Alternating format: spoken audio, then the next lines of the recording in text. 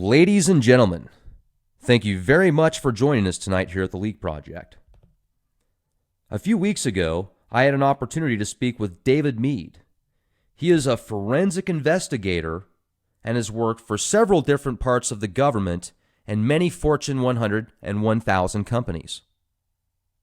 He has been able to take his background and transition it into research on Planet X, and has recently compiled an awesome book with a treasure trove of information.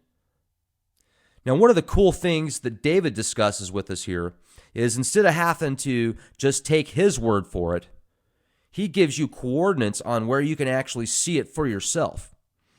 And by 2017, mid-2017, he says we're going to see an eclipse with Nibiru. So the implications and the side effects of what might happen to us here on Earth is pretty scary. We're going to get into some of that. David, really appreciate you joining us tonight. How the heck are you? Very good tonight, sir. How are you? I'm doing fantastic. I appreciate you coming on here with us. I know that you had reached out to us a few weeks ago. You've got a really cool book coming up here that's going to break everything down with Nibiru. Let's talk about what you do. Well, the way I got into it, I've always believed in following the money. About 5 years ago, I got into some research on the Pentagon black budget. And I don't know if you recall, but you probably do, that the day before 9/11, Don Rumsfeld announced at a Pentagon news conference that the agency was 2.2 trillion short.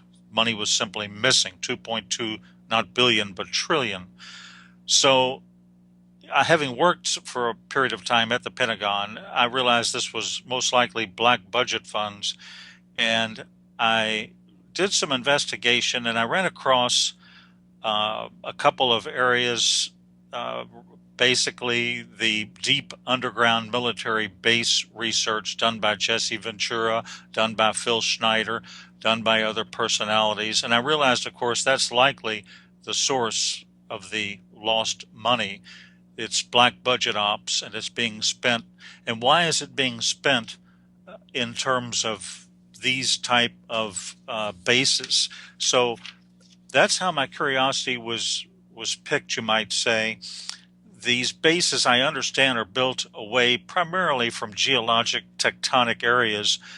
But again, when Planet X passes, you're going to have new geotectonic faults established when you have force 11, 12, 13, 14 earthquakes. So I don't know how safe they're going to be. It could be a lost investment for those people. In any case, that was my basic introduction about 5 years ago. And then I got into the science of the topic. Well, and science is something that I'd really like to get into today, so we could help the skeptics see some solid evidence to help them prepare, mentally, physically, spiritually, whatever. It sounds like it's going to be difficult in many cases to prepare for this type of event if it is as serious as many predict. Different underground bases. They've been building them for years. You can go all the way back 70 years, and they were building these things, probably even before that. So have they been spending more money since 2001 on these underground bases then? My understanding, and this is partly from Phil Schneider, I know he worked 11 years at Groom Lake, Area 51. He says the black budget varies between 0.2 trillion and 1.2 trillion per year. I'm not sure when the inception started. It was absolutely going on in the late 70s and 80s. He says a couple of dozen of these may be reasonable for protection. I agree, nuclear protection. But the question is, why do we have over 130 of these? That doesn't really make any sense unless, obviously, Planet X is absolutely a fact, which it is. Well, so, 4 years ago, I remember reading an article on Yahoo News that claimed eventually people are going to be able to look up in the sky and they're going to see what looks like a second sun, but really it's a giant sun that exploded. I think they said it was Betelgeuse or something like that. So in my mind, when I read stuff like that in the news, I think it's, the forces behind the scenes or whoever's kind of orchestrating the media prepping people, subconsciously getting them ready for this type of event. First, it's just an explosion that looks like a sun, and then, hey, oh, it is a sun. So I mean, do you have any physical evidence, like pictures that you can say without a shadow of a doubt, or files or white papers? Yes, I do. In fact, there's some very good videos on the internet itself that are good photographic analysis. There's one called Multiple Suns Rise Over Halifax, Nova Scotia. Those are the keywords that a person would enter on YouTube to read it or view it. And you can see the sun. And then at the 3 o'clock position, you have Planet X. To the right of Planet X, you have a separate lens flare. Now, that doesn't reflect the lens flare, of course, in the water below, but Planet X is generating its own light, and you can see its reflection, therefore, in the water below. Next, I think a fog bank moves in, and it obscures the sun, but Planet X is still visible. A lens flare cannot do this. Now, that's one good example of something they could simply look up themselves on YouTube. There's also some good Davis Station South Pole videos out there. And there's, in my book, which is Planet X, The Arrival in 2017 by David Meade on Amazon, I've done a video. It's on page 15 or 16 or so of the book. And I have a section called Photographic Analysis of Planet X. And I study one video which another analyst did an extensive study on. And let me just sort of explain what happened. A fellow named Glenn Vaughn on April 11th, 2015, was flying down the Pacific side of Central America. He's a professor, an ex-professor at a California university. He took a 20 megapixel raw file with a Sony digital camera, and he confirmed the report by sending it in to a particular analyst for review. He took it through an aircraft window. Now, an analysis of the metadata indicated it was taken at 240 dpi, very high resolution, and the metadata further showed the date, the time, the GPS coordinates. I think it was a Sony DSC HX50V camera. In any case, using Starry Night Professional version, the video, which is referenced in my book and which is on YouTube, did a field of view analysis, and he determined Mercury is above, in other words, superior conjunction with the sun, and the object in the field of view, therefore, is not Mercury. Mercury does not have wings, as does this object, and Mercury does not have the brightness or contrast of the unknown object. Now, the analyst also performed a gamma test on a paint program. Gamma testing shows if an object is hot or cold. Hot objects generate, of course, their own light like our sun. A lens flare would be a cold object. They read direct light, they don't generate it. So he started with a gamma of 1, reducing it by steps. At point 10, the gamma illustrates stark differences. At point 01, he shows the hottest, brightest objects on the video. He then reduced brightness to a value, I think, of -3 in contrast to +2. The hot objects fade in together, proving they're genuine. Then he ran a luminance test to determine the intensity of the object, and he determined it was behind the sun, not a reflection. There are actually wings on the object, which is clearly behind the sun. Now, he stated this is deeply disturbing. The reason is that gas tails of comets follow solar winds, and they're not visible until the comet's orbit is inside of Jupiter, at which point normally the luminosity at that point of the sun makes the tails of the comet or the planet visible. Of course, Planet X, we all call it Planet X or Nibiru, but it is a dwarf star. It's either a red dwarf or brown dwarf star. Now, the object, which is clearly Planet X by deductive logic and process of elimination, is therefore now between Mars and Jupiter. It's not in the outer reaches of the solar system. It can clearly be seen, especially from the southern hemisphere. Now, as of April 2015, therefore, the date of that video and the analysis, Nibiru is close enough to the sun so that the sun's light is reflected to the tail, making it appearing like wings. And there's one other quick comment I'd make, because actually that video had two parts. The second part was a lady who lives near where I do, Sanibel Island, Florida, Melissa Huffman. Now, you can look at this video itself on YouTube. I think it has more or less gone viral, and nearly 1 million people have looked at it. And this is a 2015 video. The object is very interesting. She pans the sky and shows the object and then the moon. Now, it's clearly a planet visible just north of the sun. Now, using stellarium and knowing the moon phases, comparing it to her video on the moon, you can go to the derived date take away the atmosphere in the ocean, and you can determine the relationship of the stars to the horizon. So to determine the date, you basically just use moon charts. And the moon is well below the horizon at all dates after September 26, 2015. Therefore, the video was taken earlier. Now, September 2015 moon phases give us a comparable to the moon in the video. And if you look at the moon phases diagram to the actual picture of the moon, it has to have been photographed on September 23rd, 2015, based on moon phasing.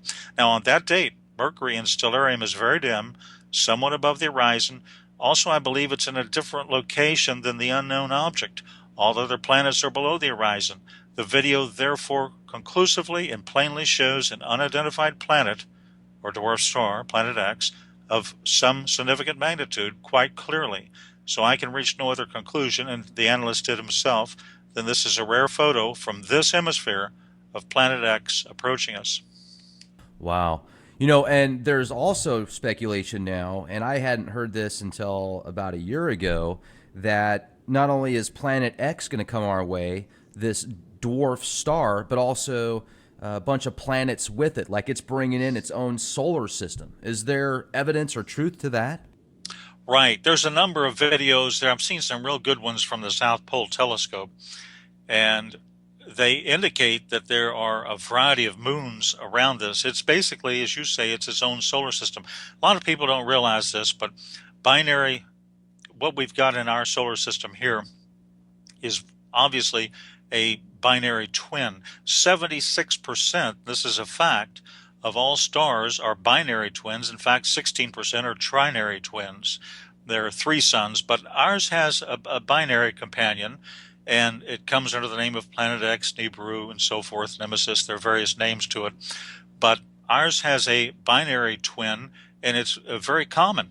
It's extremely common, and it's basically what is approaching us. And apparently, from all descriptions, indications, reports, insider reports, photographs, and other sources of human and signal intelligence, it contains 5 to 7 moons around it. So it's a solar system approaching our solar system, which makes it extremely dangerous.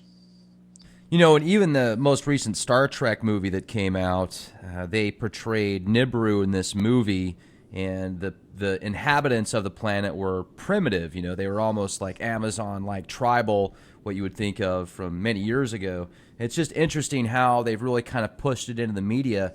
But from the skeptic standpoint, you can go back to 2003. And in 2003, supposedly Nibiru was supposed to come by the Earth and wipe everybody out, and then it didn't happen, and then it was supposed to be 2012.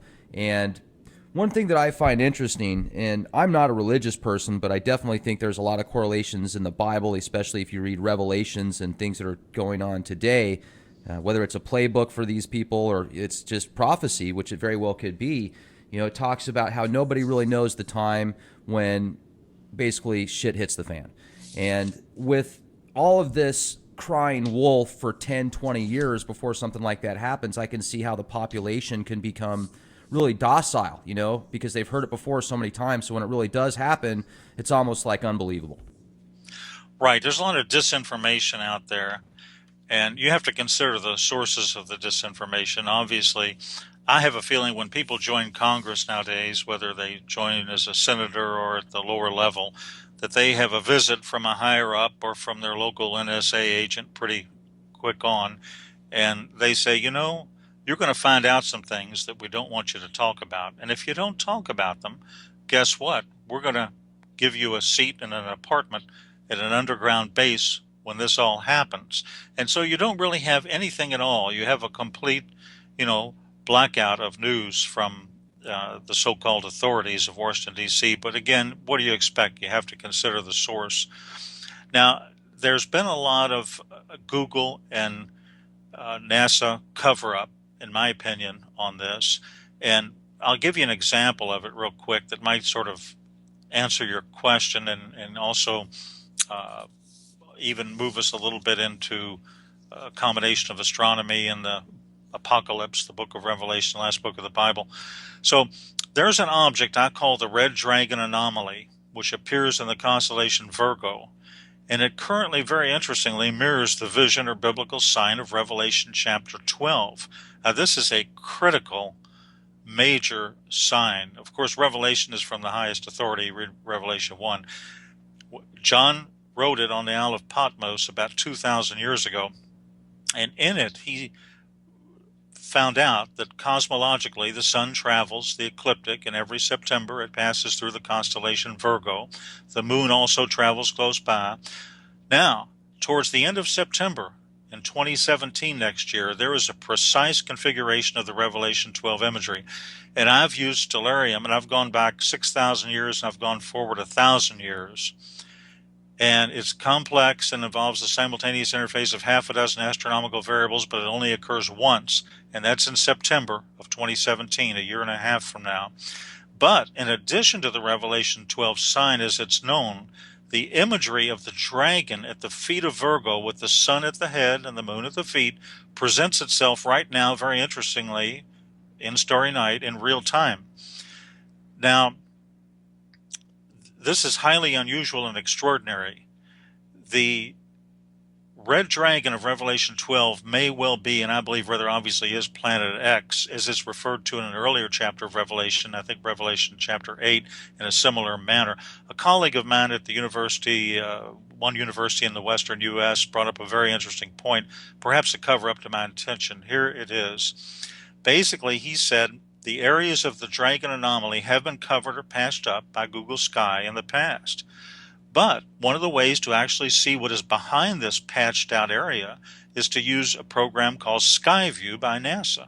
Skyview, what that is, it's a virtual observatory on the net. It generates images of any part of the sky from wavelengths of all regimes, radio to gamma. You just filter it. Now, when you view these images in various filters, you can see the actual color of this anomaly in Virgo is red, and it does look very menacing as it appears to have a face like a dragon with two profound eyes. It's very intriguing and quite strange. Now, just for your listeners, I'll provide very briefly the right ascension and declination if they want to go to Skyview. And here it is. Just cut and paste this coordinate. Here's the right ascension, 13 hours, 50 minutes, 44 seconds. Here's the declination, and that would be minus 8 hours, 13 minutes and 59.7 seconds.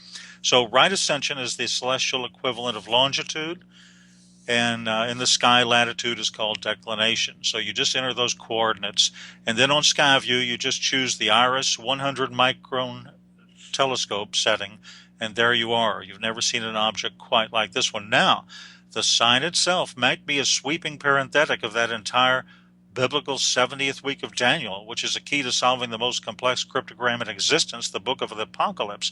As to what it is, the astronomical scientific community, I think, is keeping a very low profile. And the question is, why did they ever cover it up to begin with? Well, and not only that, if we could get into some of the more scientific stuff as well that you talked about, that you put together, is in your opinion, the Great Flood that's talked about and has been talked about all over the world and other mythos as well. Do you feel that that was caused by this orbital, from Nibiru coming back many years ago, getting close to the Earth and caused some type of, giant tidal waves and stuff and earthquakes? Well, it indeed could have. I'm not positive of the exact date in biblical history of Noah's flood. I think it was close to 4,000 years ago, might have been a little bit more. Very good question. Now, in fact, what that question leads us into is the main item we have historically in terms of archaeology to help us relate on a scientific basis to a prior pole shift by the Earth is something called the Nebra sky disk. Now, this is a 12-inch bronze disk, the Nebra sky disk. It may be the key to determining the last recorded time in history that Planet X actually flew by the Earth. The disk is bronze. It's inlaid with gold. It was found near Europe's oldest observatory in Gossig, Germany.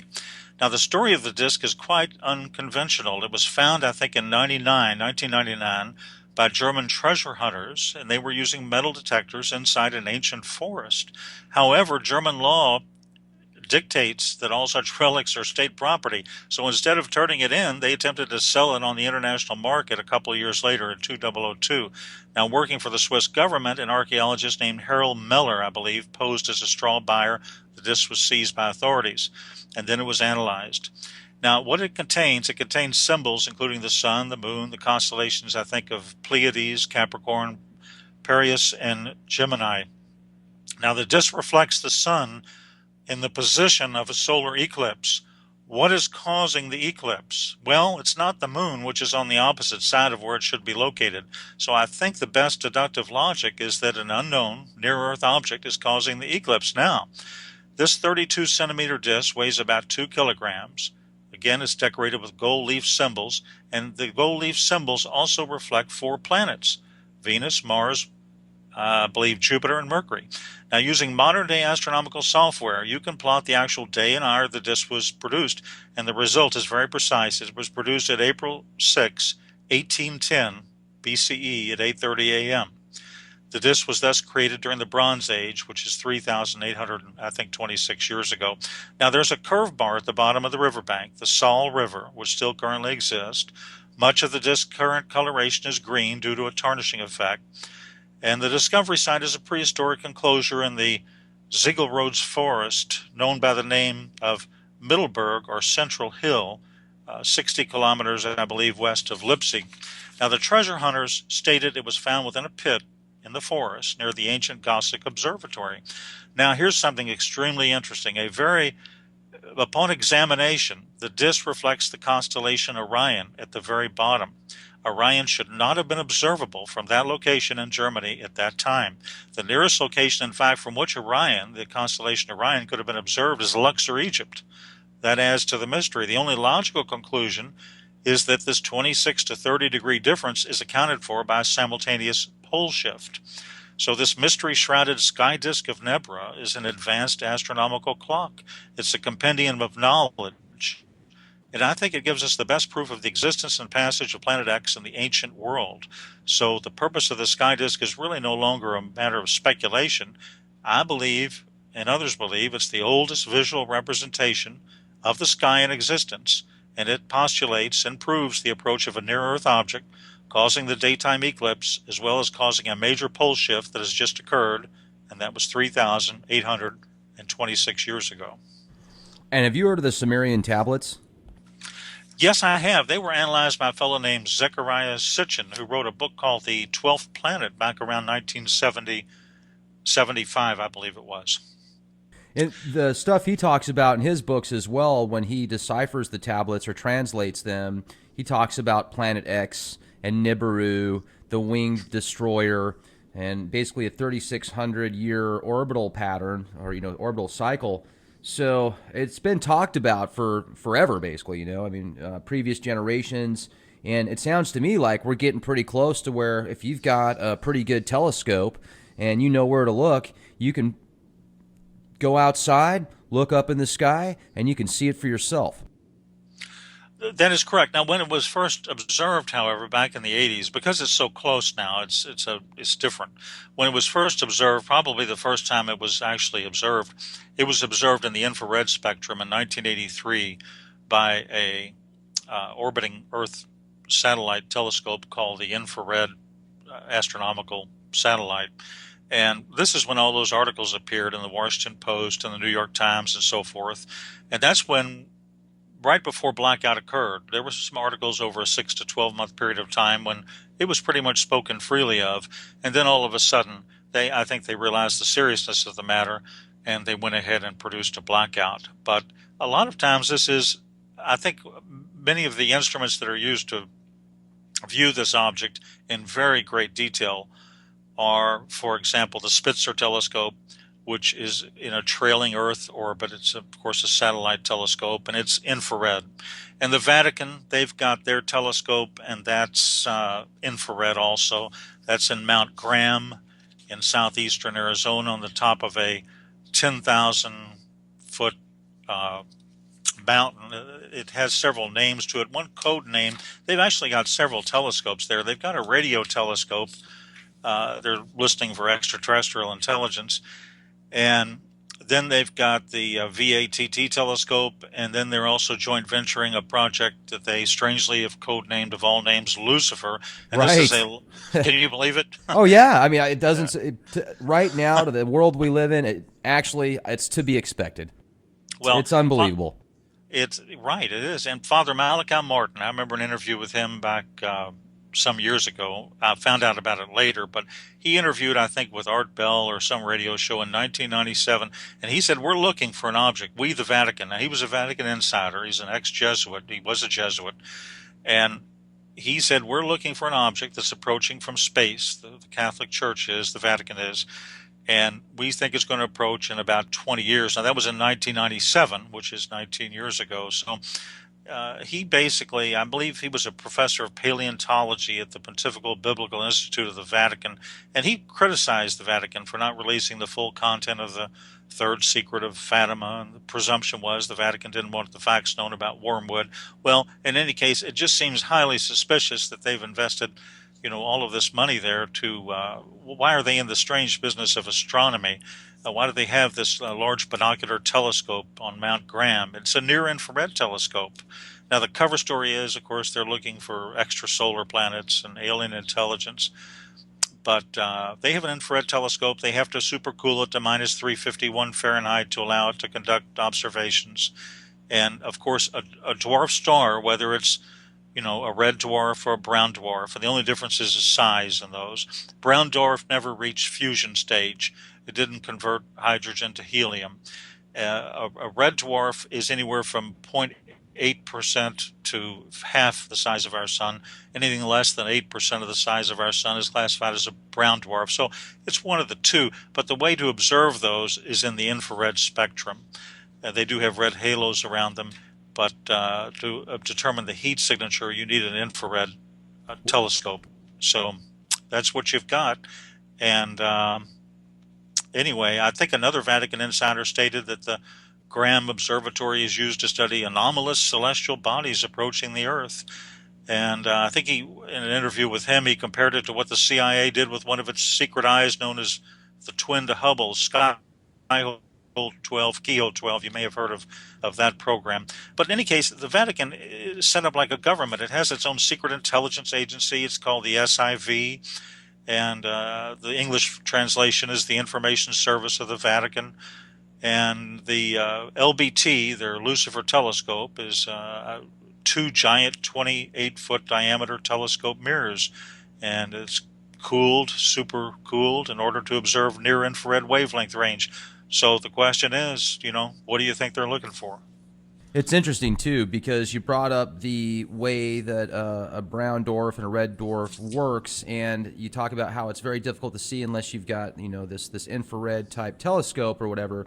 And I've seen so many different pictures of what could be Nibiru or some type of other anomaly, but there's a few pictures I'm thinking of in particular.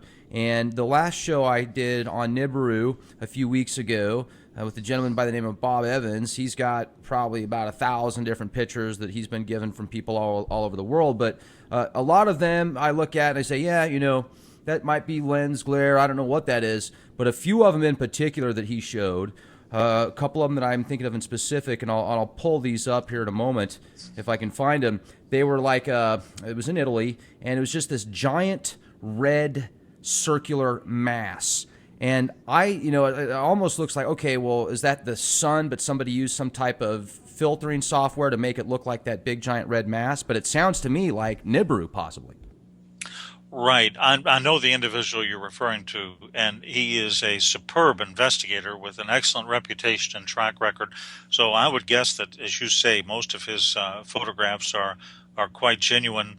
And I think we've had the best photographs since about 2010, 2011. We've had superb photographs and videos in 2015. It's getting larger. I think a fellow named...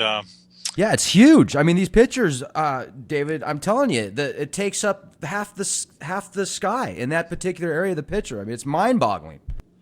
Yes, there was a series of still photographs taken between, I believe, 2011 and 2014 by a certain analyst who had access to a webcam at the top of a volcano in Central America. Perhaps it was Costa Rica. And I looked at an analysis of that, uh, those still photos.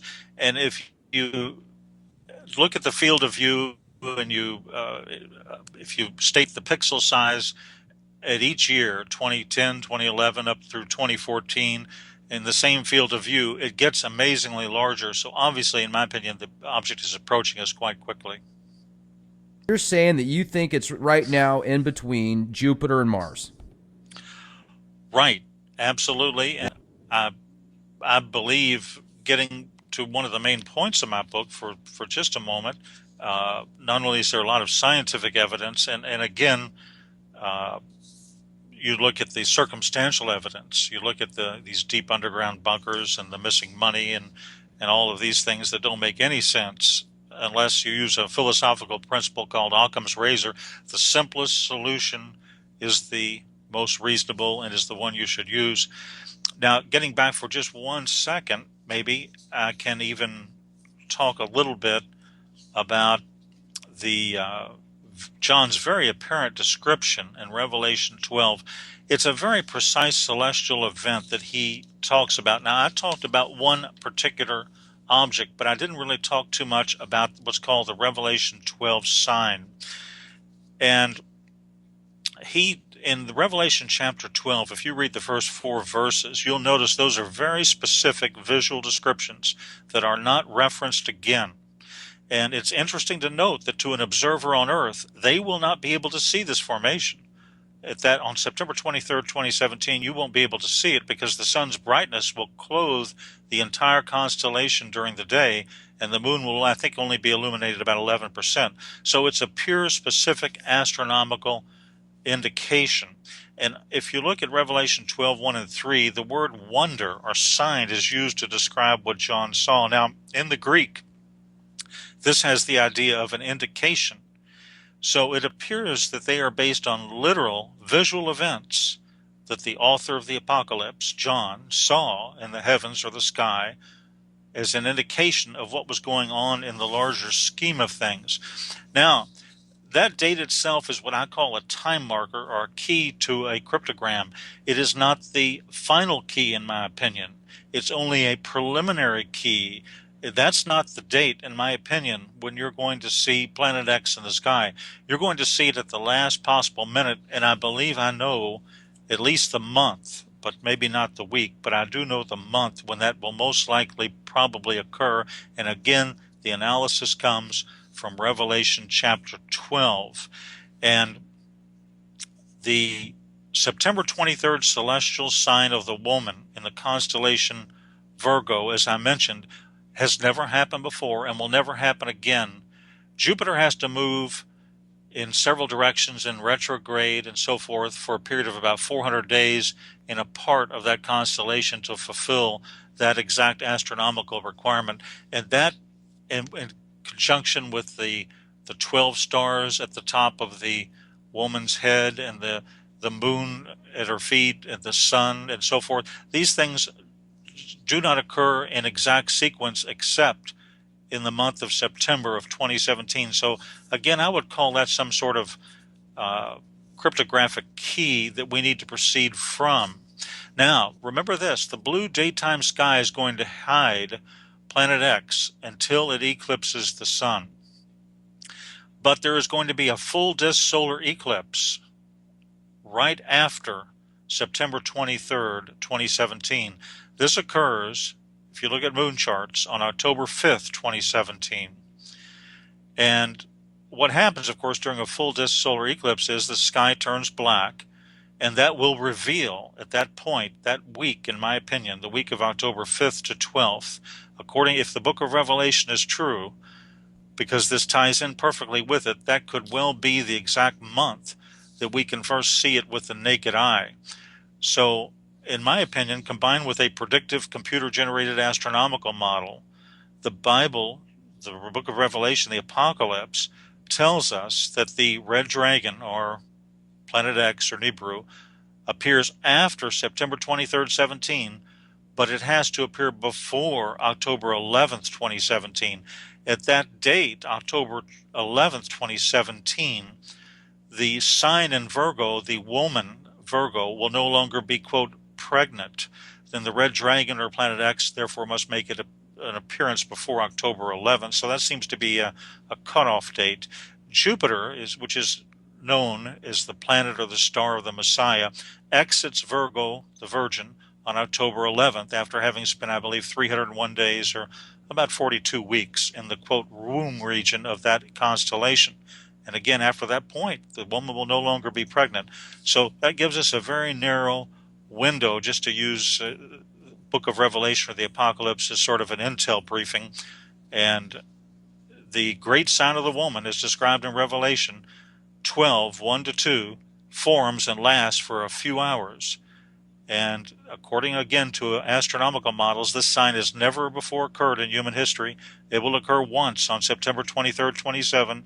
It will never occur again. And I believe it places us right at the time frame from that analysis of the Planet X approach to the Earth. So I believe this is something very interesting that's covered in a lot of detail in the book. And I believe, though, if I'm not mistaken, the individual you just referenced, Bob, I believe he also believes that 2017 is highly likely. That's what he said in the interview. And, he also correlated a lot of revelations and stuff. And it sounds to me like you've definitely done your homework. Are you a religious person? Well, I would say yes. Okay. And but I never really studied the Book of Revelation. Okay. Until a few years ago, until I got into Planet X. First of all, it didn't make any sense to me. I've glanced at it once or twice, but it didn't seem to solve, as you would say in cryptography. So it made no sense until I started relating it to this particular object and correlating what the Bible calls the red dragon with also what it's called wormwood. These are all terms referring to Planet X or Nibiru. They're all the same thing. The Vatican calls it wormwood. Revelation calls it the red dragon. Revelation chapter 8 again calls it wormwood. But these terms are interchangeable. So obviously this is a major astronomical sign that's going to have some very high impact value at a certain point in our history. The Earth has been around many thousands of years, and everything's gone okay so far. And the end is not necessarily going to occur, but things are certainly going to change, and there's going to be major cataclysms. And the Earth is actually very cataclysmic in its nature. Only 500,000 years ago, there was a pole shift. 6 million years ago, there was a pole shift. 6 million years ago, I understand, the state of Alaska was near the equator, what we now know as the equator. So the 65 million years ago, as you know, there was a major asteroid collision near Mexico, and scientists say, well, that wiped out the dinosaurs because it caused ash to cover the sky and it destroyed plant and animal life. So we really live in a very cataclysmic universe. And the interesting thing about these asteroids that Planet X has a tail anywhere from 250,000 miles to several million miles long, and the dust of that planet is red iron oxide.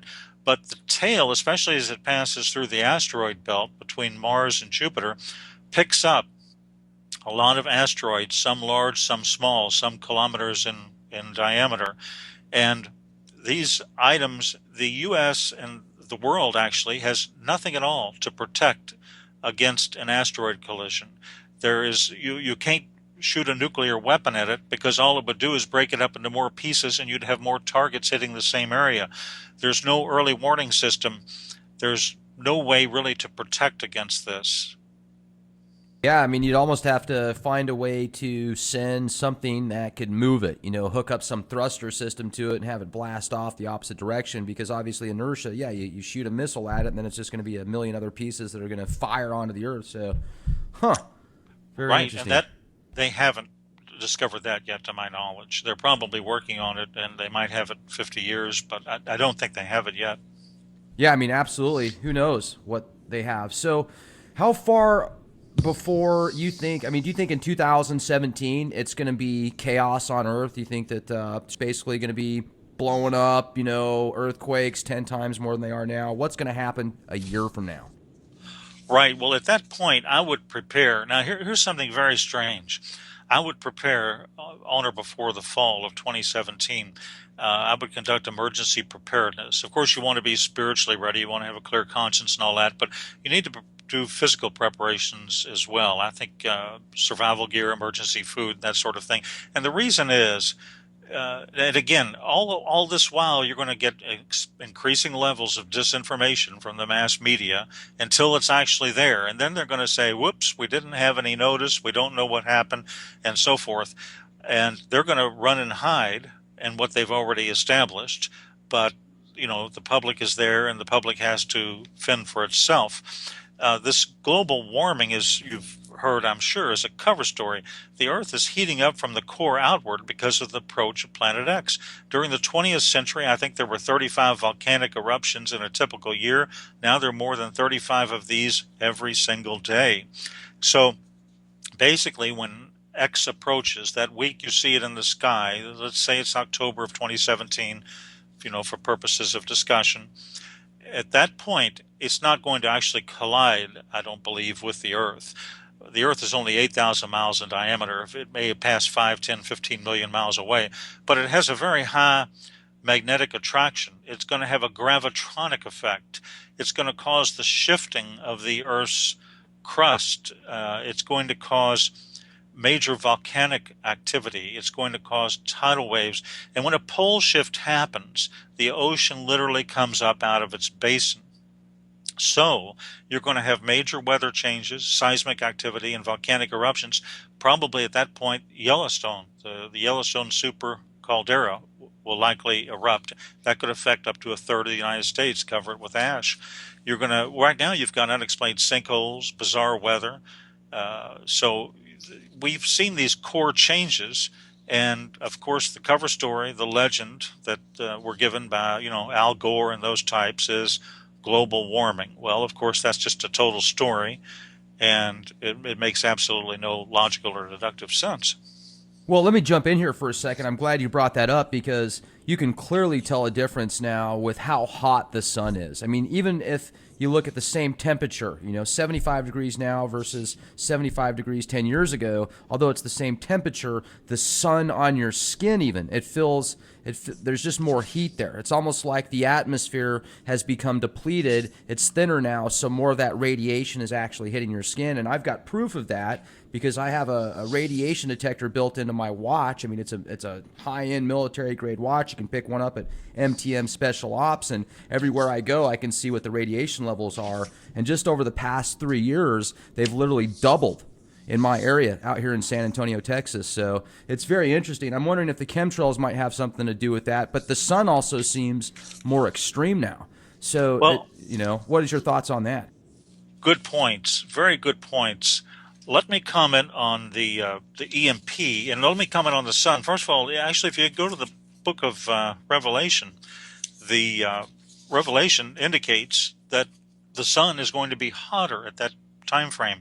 Now, the EMP effect, Planet X has a massive tail. It's fantastically charged. It's magnetic. The tail has moons and rocks in it. Now, this can down aircraft and satellite when it passes. It can affect the electrical grid. Now, of course, NASA, JPL, and the other disinformation sources ignore this data. But here are the facts. The Earth has a nickel and iron core. Now, this generates its magnetic field. However, the magnetosphere has large holes in it. The magnetosphere is a static shield. Now, under routine solar conditions, it protects the Earth from coronal mass ejections. But when Planet X arrives, we're no longer under routine solar conditions. You look at Air France, for example. I think that was back in 2009, Air France 447. This is a little bit off topic, but really it's on topic because it's an excellent metaphor, an excellent visual type of illustration as to the power of Planet X. When Planet X hits, the utilities are going to be shut down for anywhere from 3 months on. There's going to be $5 trillion worth of damage to the electrical grid. But let's go back to Air France 447 back in 2009 to give you an example. There have been people that have postulated, and these are very intelligent people, and it's just a theory, but they have postulated that disappeared over the mid-Atlantic range right in the middle of the ocean. Now, that's involved with the Earth's earthquakes. The EMP between the mid-Atlantic range and Planet X could have caused its destruction. And the same thing with Malaysian flight ME370. It may have flown into an EMP pulse. The flight path was highly irregular. That's indirect evidence. And this occurs when the north pole of Planet X is pointed directly at the Earth during its approach. Magnetrons and electrons burned out through an EMP event. I think the cell phones of the passengers as well burned out. So none of the theories really answer in terms of those aircraft. All the questions are fully explained what happened that day. But it could be an indirect effect of the approach of Planet X. Now also, you mentioned these chemtrails. Now, there's a site, I just became aware of it recently, called Geoengineering Watch. I think Dane... Yeah, great guy. Oh, you know him? Okay. Yeah, I've talked to him before. Oh, you've talked to him. Excellent. Well, you've probably heard the key phrase, indigo skyfold and so forth, and I understand that contrails dissipate quickly, but not chemtrails. And I always, tell people, in terms of NSA, nothing is as it appears to be. Always consider the source and their agenda. You look at Ted Gunderson, that former FBI chief, and he said Congress should be investigating these chemtrails. And yeah, that was back in '97. That he actually came out and talked to Congress about it. Weather wars, chemtrails, everything. Really, I didn't keep up too much with the chemtrails controversy, but it's likely what? Strontium, aluminum oxide, and so forth? Barium salts, all sorts of other nanoparticulates. They were putting GMO, Ebola virus crap in there. I mean, it just depends on the day and the time and the location. But I do got to bring this up, too, because I've noticed for the past several days, the skies have been chemtrail-free. At least if they were doing it at nighttime when you couldn't see it because you didn't have the haze. You didn't see those nanoparticulates falling from the skies when they do the heavy chemtrail spraying. You can see with your polarized sunglasses on. So I'm wondering why, and I'm wondering if the chemtrails that they do have a part of trying to block out Nibiru if it's visible to the naked eye sometimes. I think that's very possible. I think they're attempting every type of disinformation possible. For example, let's look at what happened recently. And let's give you a little history on this, and you probably know a lot of this, but for your listeners, science admits quite a few points in favor of Planet X. Our solar system is surrounded by the Oort cloud, 50 to 200,000 AU astronomical units, or Earth-Sun distances from our sun. And if our sun is part of a binary system, which it is, and you have a common center of mass, this can disturb the Oort cloud and send comets or whatever toward us. Now, science also admits an asteroid impact is absolutely responsible for the extinction of the dinosaurs about 65 million years ago in the Tunguska effect or event in Russia in 1908. I think that explosion had 1,000 times the power of the atomic bomb dropped on Hiroshima, flattened 80 million trees, 840 square miles. Now, here's the thing. Science admits a recently discovered dwarf planet named Sedna has an extra long and a rather unusual elliptical orbit around the sun. I think it's 76 to 900 AU.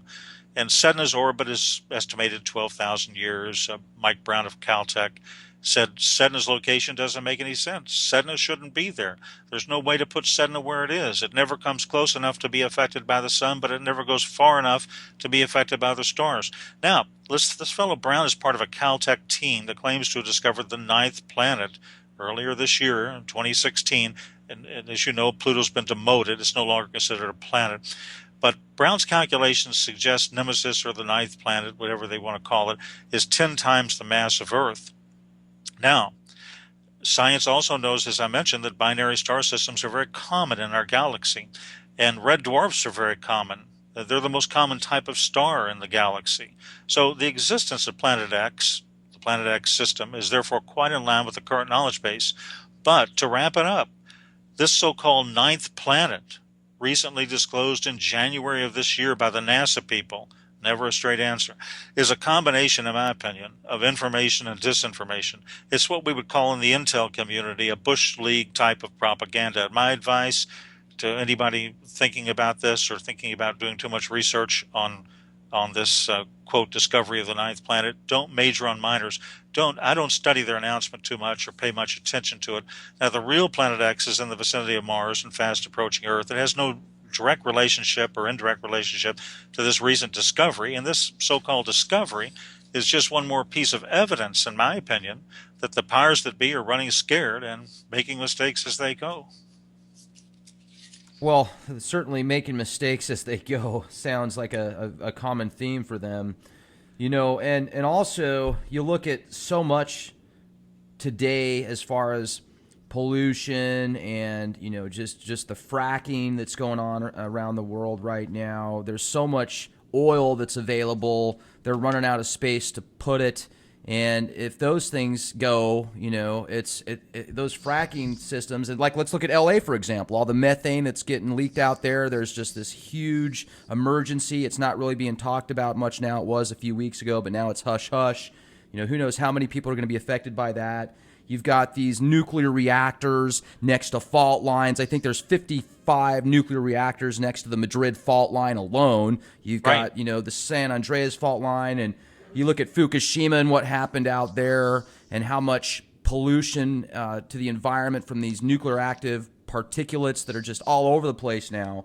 And I wonder what's going to happen, like you said, if there's just this giant blackout and if power isn't available to these nuclear facilities, or if there's an earthquake and some of these reactors get affected by it. How are they going to keep the rods cool? What happens if Carlsbad, New Mexico, where they've got just tons and tons of nuclear waste there? What happens if something goes out there? What's next? How do people protect themselves? Do they even want to be protected, or would they be better off just dying quickly?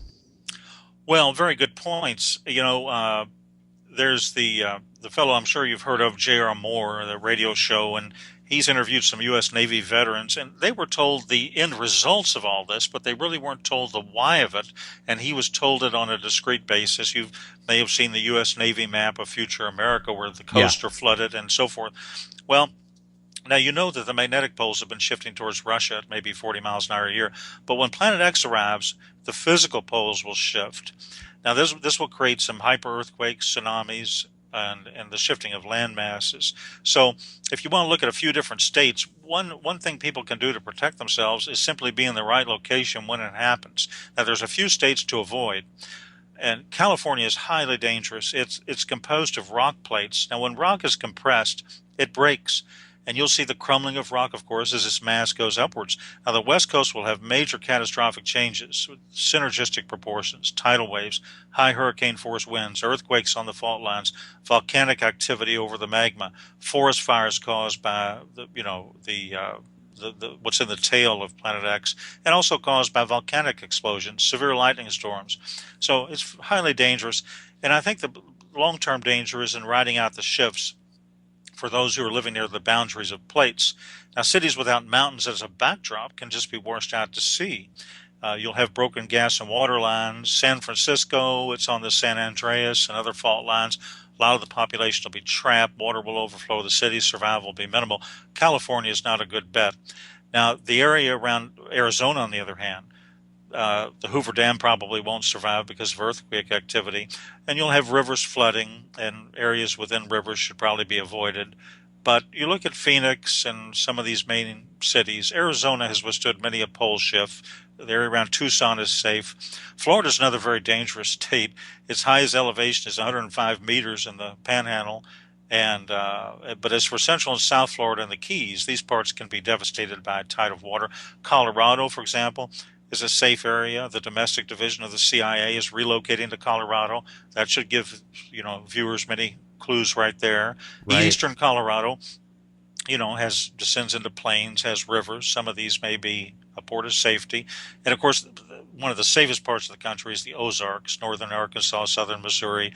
Average elevation close to 1,000 feet, self-sufficient water supply, agricultural land. They'll do well. They're also isolated from large metropolitan areas, and they're well enough inland to avoid flooding through, tidal waves. So it's a part of the preparation is probably geographic. But I would expect when it hits, when you see this object in the sky, you'll have 1 to 2 days to accumulate all of the emergency food and water you can. I would accumulate at least a 3-month supply.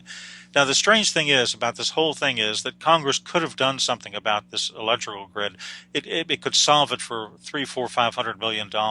They've never done anything to harden it. The military has parts of their grid hardened, but the Congress has never done anything. And yet they know that the estimate of a 3-month downward collapse of the U.S. electrical grid will cost the nation in excess of $5 trillion.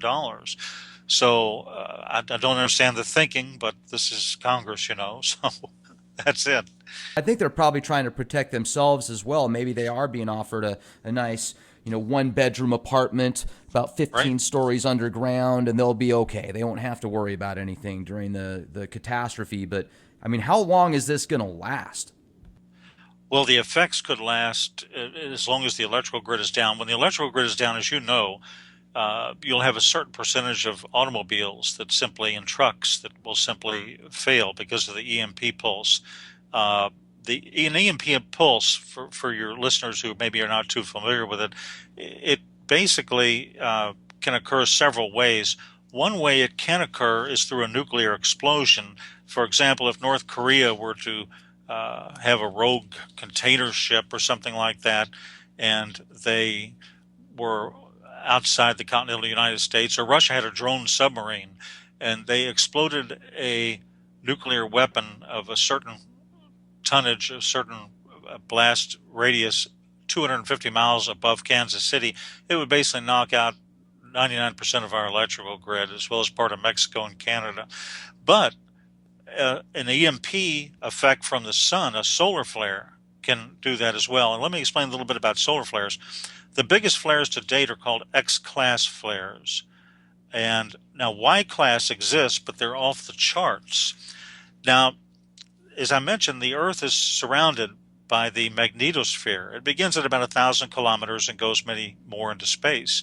And the sun and the Earth's magnetic field create this layer. But NASA discovered through a Themis mission that the Earth's magnetic field contains a hole, which is 10 times larger than they previously believed. Now, the magnetosphere shelters us from solar flares, but the hole is now 4 times the size of the Earth. So, in any case, the risk assessment, the worst case scenario, is if you have a violent CME that accompanies a Y-class solar flare, would come to us in a 1-2 punch. That would send the part of the Earth exposed to it back to the 1850s. It would affect all circuitry, all electronics. You wouldn't be able to do banking. There wouldn't be food after a day or two because there wouldn't be transportation. Only military facilities would really survive and prosper, but not civilian facilities. And it's similar. We don't really have any experience with it in the last 100 years. In the late summer of 1859, the Carrington event happened. That was a great solar storm that hit the planet, and that was a coronal mass ejection from the sun, and that affected telegraph lines and burned them up. But that's about all. That was the greatest solar storm in recorded history. And the electrical grid was in its infancy, a few telegraph wires in larger cities. And it did short-circuit the wires. It caused massive fires. The aurora borealis was seen, I think, as far south as Cuba, Rome, and Hawaii. And in 1989 and 94, I think going forward, you had minor solar storms that knocked out communication satellites and shut down power plants, disrupted the electrical grid. But these were minor solar flares. So imagine if a solar storm the size of 1859 struck our modern society. You've got delicate wires that run everywhere, filaments, computer chips, hard drives, cell phones, electrical lines, and your vehicle's computer system. And so the perfect solar storm could send the country back to, the Stone Age, basically, for anywhere from 3 months to I don't know how long. It's really hard to say. It would depend on the damage to the transformers and how quickly they were able to be repaired or replaced. And if the solar event affects the entire Earth, they probably are not going to be replaced too quickly. It might just affect the northern and southern hemisphere. But if it affects the whole Earth, which it could be years before things really return to completely normal. And with that said, if things get that bad, let's talk about the military situation and a martial law type possibility. In your research and your opinion, what's going to happen with What's going to happen with the cities, with the survivors? Well, it would be, I would say where you are, you're going to be. When this happens, you're not going to want to drive a car 50 miles. Number one, you've got a 50-50 chance it'll even start. And then where would you be going anyway? And you'd be moving away from your food and water supply. So where you are is where you're going to be. Now, hopefully where you are at that time, there's a concept, a theory called strategic relocation, where you don't want to be too near a major city like Houston or New York City or Atlanta. You don't want to be too near Miami, for example. You want to be in a smaller area. Maybe you want to be on a small island that has a population of 3,000 people in the Gulf of Mexico. Maybe you want to be in a suburb or in the country, some distance from a metropolitan area. But wherever you're going to be at that point, you may be there for a long, long, long time. So you want to consider seriously, I would say, consider where you are keeping residence. I mean, absolutely Houston. I can't even imagine what that place is going to be like if something like this happens. I mean, Zach, you can just go to YouTube and watch a 5-minute video on how some people react Black Friday when they don't get their flat screen TV for $100. They'll punch a 80-year-old woman in the face that can barely walk. And they're 300 pounds. I've seen that before at Black Friday on TV and YouTube. It's terrible. To see that kind of stuff. But Oh man, yeah, Katrina.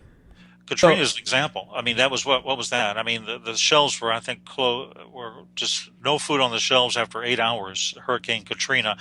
So the supermarkets don't carry that much. They carry maybe 2 to 3 days maximum inventory. So those would be cleaned out within 24 hours, and there would be no food at that point. So martial law would be necessary to keep things under control. You'd probably have it. Now, do you feel that the military will even have the opportunity to keep stability and structure, or do you think it's just going to be full-on chaos? I would imagine in the large cities, complete chaos because the military is going to be hampered in terms of any type of rescue operations.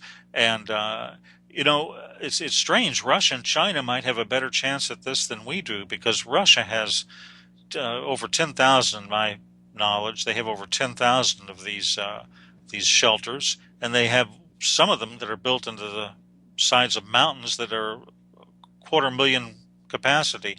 China has such large underground structures that they keep entire submarines and jet aircraft stored inside the structures themselves. So some of these other countries seem to be a little more prepared, I think, than we are. We have supposedly prepared for the elite. We have got these deep underground military bases, but the normal populace has not been really given any information, and they haven't been, not only have they not been told anything, but nothing's been done in terms of preparation for them.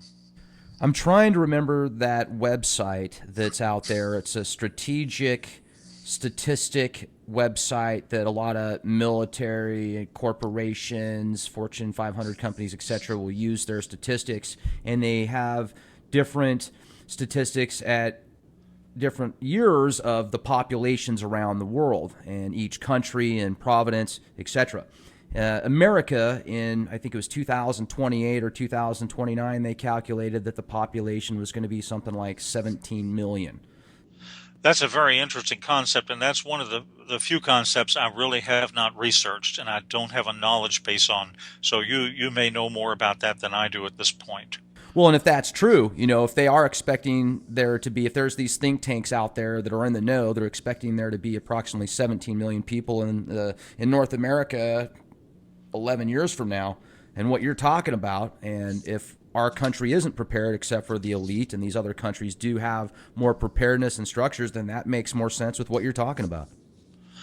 Yeah, exactly.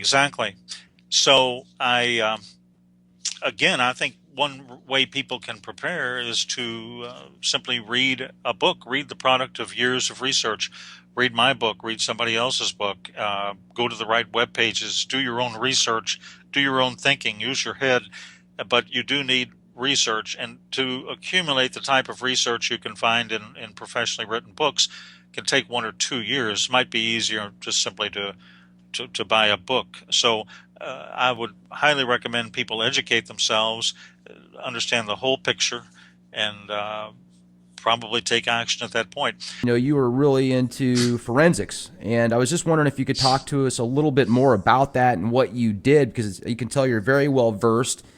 Oh, good, sure.